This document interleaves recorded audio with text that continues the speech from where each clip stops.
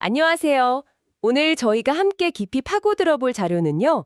2026년 2월 8일자 주일 설교문, 신비를 살아내야 하는 사람들입니다. 사실 제목부터가 굉장히 흥미롭지 않나요? 맞아요. 그 표현이요. 보통 믿음을 지킨다고들 하잖아요. 그런데 신비를 살아내야 한다니 뭔가 좀 다른 차원의 이야기를 하는 것 같아요. 사실 이 자료를 보내주신 당신의 고민도 바로 여기에 있지 않을까 싶어요. 정보는 정말 넘쳐나죠. 유튜브만 켜도 수많은 설교가 막 쏟아지는데 정작 그게 삶의 변화나 어떤 깊은 확신으로 이어지진 않는 거죠. 네, 그렇죠.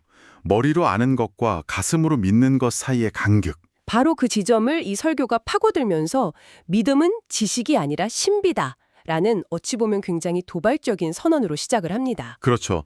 모든 걸 데이터로 증명하고 효율이나 합리로 판단하는 이 시대에 이해할 수 없는 걸 받아들여라 라는 메시지는 사실 좀 불편하게 들릴 수도 있거든요. 맞아요. 불편하죠. 근데 이 설교는 바로 그 불편함을 외면하지 않고 정면으로 마주하는 데서 힘이 나오는 것 같아요. 왜 합리가 최고인 시대에 비합리적으로 보이는 신비가 여전히, 아니 오히려 더 중요하다고 말하는지 그 논리를 한번 따라가 보는 게 오늘 우리의 핵심 과제가 될 것 같습니다. 좋습니다. 그럼 본격적으로 한번 들어가 보죠. 설교 시작부터가 흥미로운데요. 로마서 10장 18절. 네, 그 소리가 온 땅에 퍼졌고 그 말씀이 땅끝까지 이르렀도다. 이 구절을 인용하더라고요. 메시지는 이미 세상 끝까지 다 퍼졌다는 거죠. 그렇죠. 전달은 다 됐다는. 그런데 바로 뒤에 그럼에도 불구하고 이스라엘은 믿지 않았다는 현실을 딱 짚어내요. 여기서부터 모든 질문이 시작되는 것 같아요. 정보 전달은 완벽했는데 왜 결과는 실패였을까? 바로 그 지점이 믿음은 신비라는 주장의 출발점인 거죠. 설교문에 따르면 믿음이라는 게 어떤 공식을 따른다고 해서 생기는 게 아니라는 겁니다. 마치 레시피대로 요리하면 똑같은 맛이 나오는 거랑은 전혀 다른 문제라는 거죠. 네네. 믿음은 살아있는 힘과의 인격적인 관계에서 터져나오는 경외의 반응이라고 정의하고 있어요. 경애의 반응이요? 네, 이건 지식의 축적이 아니라 어떤 존재를 만났을 때 충격에 가깝다는 겁니다. 경애의 반응이라는 표현이 확 와닿네요. 단순히 그렇구나 하고 정보를 수용하는 게 아니라 정말 압도적인 무언가 앞에서 하고 할 말을 잃는 그런 순간을 말하는 거군요. 맞습니다. 설교에서도 로마서 12장 2절을 인용하면서 이런 변화는 인간의 노력만으로는 불가능하고 그렇죠. 성령의 은혜로 이루어지는 새로운 변화라고 강조하던데요. 네, 바로 그 지점입니다. 그러니까 인간의 노력과 신의 역사가 이게 같이 맞물려야 한다는 그런 복합적인 관점이죠. 이건 단순히 교회를 오래 다녔다고 해서 혹은 성경 지식 퀴즈에서 100점 맞는다고 해서 보장되는 게 아니라는 선언이기도 하고요. 그렇군요. 설교자는 믿음이 지식이나 정보의 양에 비례하지 않는다고 단언해요. 오히려 우리가 모든 것을 통제하고 이해할 수 없다는 사실을 겸손하게 인정하는 것, 거기서부터 신비가 시작된다고 보는 겁니다. 그렇다면 그 약간 추상적으로 들릴 수 있는 신비라는 걸 우리 삶에서 어떻게 경험할 수 있을까요? 네, 그게 중요하죠. 이 설교문이 좋았던 점은 이걸 그냥 뜬구름 잡는 이야기로 두지 않고 아주 구체적인 이미지로 보여준다는 거였어요. 맞아요. 바로 구약 성경에 나오는 야곱 이야기죠. 맞습니다. 형을 속이고 아버지 축복을 가로챈 다음에 도망치던 야곱이 광야에서 돌베개를 베고 잠이 들잖아요. 네네. 꿈에서 하늘과 땅을 잇는 사닥다리를 보고 잠에서 깨서 외치죠. 여호와께서 과연 여기 계시거늘 내가 알지 못하였거다. 설교자는 바로 이 순간 여기 계셨군요 하고 눈을 뜨는 그 찰나의 깨달음. 이게 바로 신비를 경험하는 순간이라고 설명합니다. 야곱이 있던 곳은 황량한 광야였지 화려한 성전이 아니었거든요. 그 부분이 정말 인상 깊었어요. 신비라는 게 저 멀리 어딘가 특별한 장소에 있는 게 아니라 네, 내 도망치던 삶의 한 복판, 가장 평범하고 어쩌면 비참하기까지 한 그 일상 속에 이미 와 있었다는 거잖아요. 바로 그거죠. 설교에서 이걸 신이 숨겨두신 단서라고 표현하던데 이 비유가 참 재밌습니다.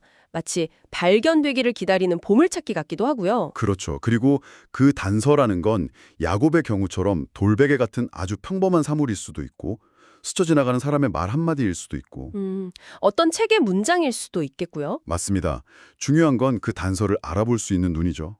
설교는 여기서 한 발 더 나아가서 이 단서들을 통해 신을 인격적으로 만나는 것이 인간이 누릴 수 있는 최고의 영광이라고까지 말합니다. 최고의 영광이요? 네, 왜냐하면 신비의 근원이신 신께서 자신을 완전히 드러내지 않고 은밀하게 일하시기 때문에 우리가 그 손길을 발견하는 순간의 경이로움이 그만큼 더 크다는 의미로 해석할 수 있습니다. 결국 신비라는 건 관점을 전환하는 능력과 깊이 관련이 있다는 뜻으로 들리네요. 네, 맞아요. 똑같은 일상을 살면서도 누군가는 그냥 무의미한 반복으로 보고 누군가는 그 안에서 신의 숨겨진 단서를 발견하는 거니까요. 그렇죠.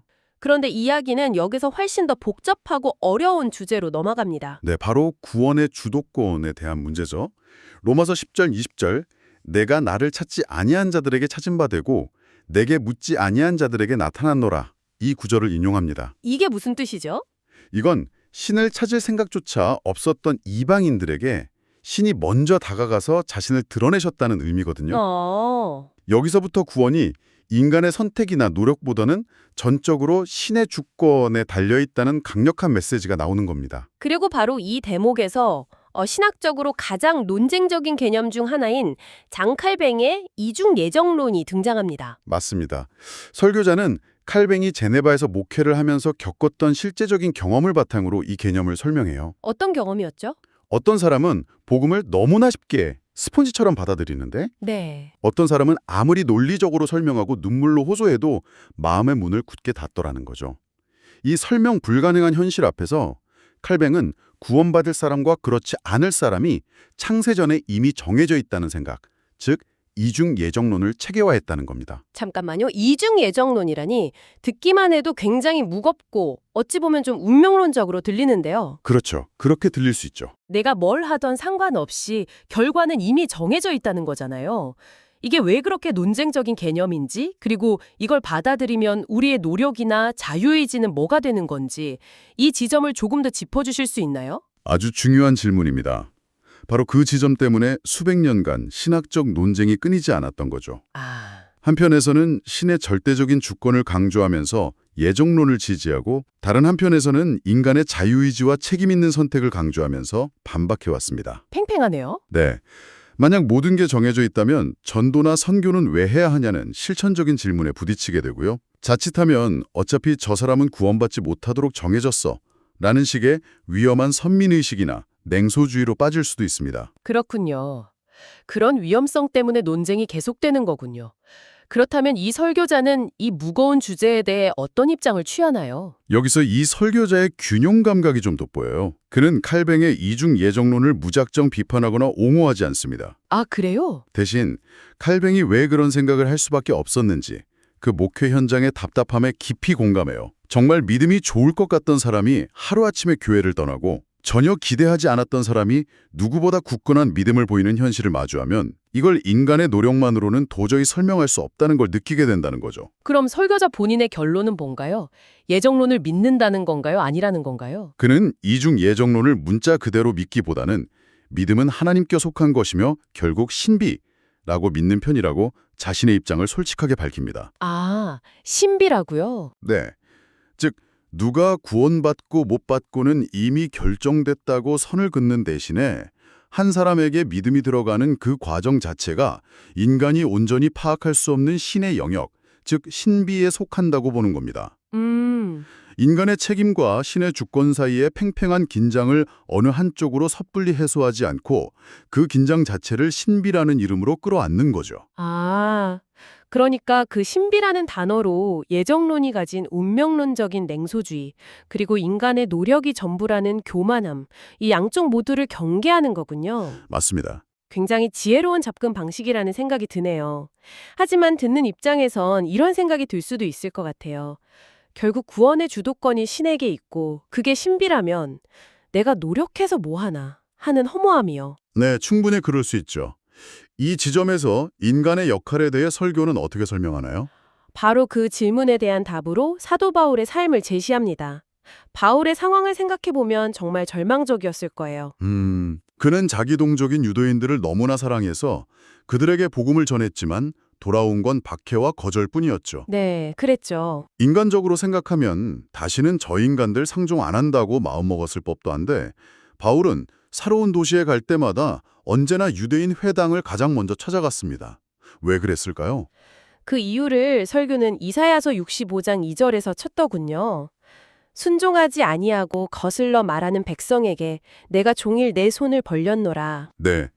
설교자는 이 구절을 종일 두 손을 들고 벌서고 있는 이미지로 아주 생생하게 묘사해요. 아, 벌써는 이미지요? 거역하는 자식들을 향해 포기하지 않고 두 손을 내밀고 있는 신의 고통과 기다림을 상상해 보라는 거죠. 와, 종일 두 손을 들고 서 있는 신의 이미지라니 굉장히 시각적이면서도 가슴 아픈 비유네요. 그렇죠.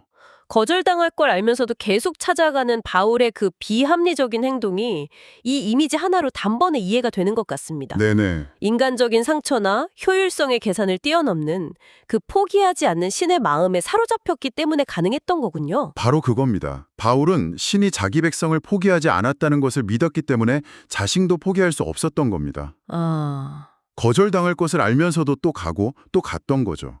이것이 신비를 아는 자의 행동이라는 겁니다. 그렇군요. 설교는 이걸 오늘 우리의 삶에 그대로 적용시켜요.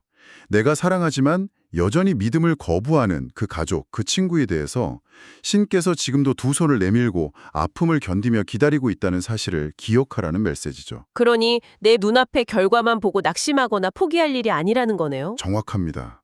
그래서 우리가 할 일은 결과를 만들어내는 것이 아니라 그 사람이 말씀을 들을 수 있도록 돕고 기도하는 과정에 충실하는 것이라는 결론에 이릅니다. 믿게 하는 건 신의 목, 즉 신비의 영역이니까요. 네, 맞습니다. 자, 그럼 이 모든 논의를 바탕으로 설교는 마지막 결론으로 향합니다. 이 믿기 어려운 시대를 사는 우리가 구체적으로 신비를 살아내기 위해 무엇을 해야 하는가? 아주 실질적인 권면을 제시하죠. 네, 핵심은 의도적으로 멈추라는 겁니다. 멈추라. 설교자는 우리 시대의 문화와 환경이 가만히 내버려 두면 우리의 영혼을 잠식하고 믿음을 흔든다고 진단해요. 너무 빠르고 너무 시끄럽고 너무 많은 정보가 우리를 끊임없이 자극하니까요. 그래서 그냥 세상의 흐름에 몸을 맡기고 흘러가다 보면 어느새 신비에 대한 감각을 잃어버리고 믿음의 길에서 벗어난 자신을 발견하게 될 수 있다는 경고입니다. 그래서 구체적인 방법으로 하루의 첫 시간을 구별해서 기도와 묵상으로 마음을 신에게 조율하거나 네, 조율. 바쁜 일과 중에 알람을 맞춰놓고 잠시 멈춰서 내가 지금 어디를 향해 달려가고 있는지, 내 마음이 헛된 것에 분산되어 있지는 않은지 자신을 살피는 것 같은 행동들을 제안하죠. 네, 아주 구체적이죠. 어떻게 보면 사소해 보일 수 있는 습관들인데요. 하지만 설교자는 이런 의도적인 멈춤과 조율의 시간이 없다면 우리는 신비를 잃어버릴 수밖에 없다고 단호하게 말합니다. 단호하게요? 신비를 잃지 않는 사람이라야 믿음도 잃지 않는다는 말이 설교의 핵심 문장 중 하나입니다. 이런 작은 실천들을 통해서 일상 속에서 하나님의 신비로운 손길에 다시 눈을 뜨고 그 신비에 놀라고 궁극적으로 그 거대한 신비에 내 삶을 맡기는 훈련을 매일 해야 한다는 겁니다. 매일이요? 네, 그냥 한 번의 깨달음으로 끝나는 게 아니라 매일매일 갖고 가야 하는 정원 같은 거죠. 오늘 이 설교를 쭉 뜯어보니까요. 결국 믿음이라는 게 이해할 수 없는 신비를 끌어안고 그 안에서 씨름하며 살아가는 굉장히 역동적인 과정이라는 점이 분명해지네요. 핵심은 이것 같습니다. 눈에 보이는 현상 너머의 실상, 즉 보이지 않게 우주와 역사를 주관하며 우리 각자의 삶을 빚어가시는 신의 손길을 분별하는 것.